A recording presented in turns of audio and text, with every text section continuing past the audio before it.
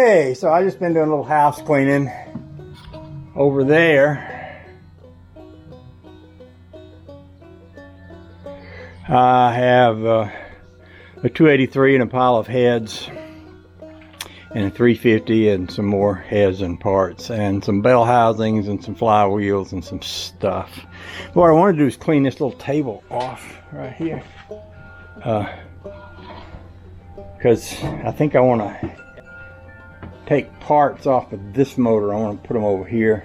So I think I'm going to put like a little piece of cardboard down so I can lay my pistons in there. Okay, let's talk a little bit of low budget hot rod talk. By the way, I love my Studebaker. I almost took it over to the parts store today, but it's 50 degrees or so and it doesn't have a heater in it. I have a heater out yonder, an old heater from a Ford that at some point I'm going to get out and I'm going to hook up the connectors and run water through it and see if the core leaks and see if the fan works, and if all that works I'm probably going to adapt it into this. But that's another project for another day. Let's get to this project which I've been talking about. And we're going to talk a little bit of low budget hot rodology here. This engine had no compression on this cylinder, but it had pretty good compression on the rest of the cylinders. Had especially good on 5 of them. A couple of them over there had like 60 pounds, but that's subject to come up. And one of the things I noticed was this valve is all rusty, and these look carbon coated, but this one sort of does not. My guess is, and Rusty Acres kind of said this right away, is that this valve was sticking, and that's why it wasn't getting any compression, because it wouldn't open up and let the gases out, so it wouldn't pull any more in. I was getting a huffing noise like every time it went over. So what I've decided to do is this here. This is going to be a really low budget repair job. I'm not going to pull any of these pistons out. I've kind of looked at all of these cylinder walls.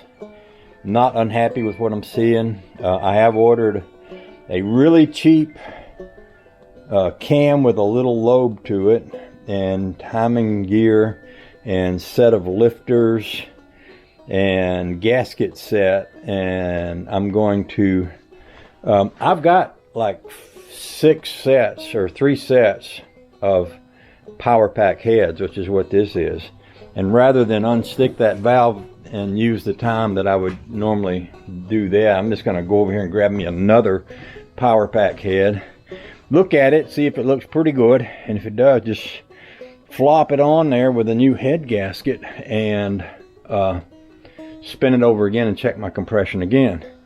And then once I'm sure about that, I'm going to put the new cam, the new timing chain in it, and then I may flip it over and pull the oil pan off just to see what's in the oil pan. A lot of times you can tell a pretty good bit about a motor by what you find in the oil pan. For example, if you find a whole lot of ground up metal, that's not always a good sign, you know. So, but it doesn't hurt to take a look. So yeah, that's where we stand today, and I'm going to do a very unprofessional cleanup job, which basically means me and some carburetor cleaner and brake cleaner and other kinds of cleaner that I can find are going to blow out all the little holes with air and, you know, all that fun stuff. So first thing I want to do though is clean up this head surface, pick me another head.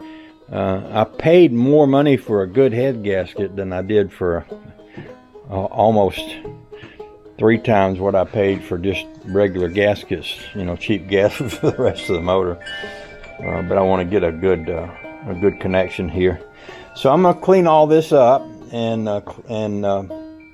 rerun the compression check, and if I'm happy with it, I'll probably take that head off, because you may remember all the bolts were already loosened on that head, so it should have a new gasket in it. But I may just go ahead and do the compression check on the other side before I pull this side off, and I'll be digging heads out over here to figure out which one I want to put back on there. So that's what I'm going to do. next. Okay? Okay. Okay, okay.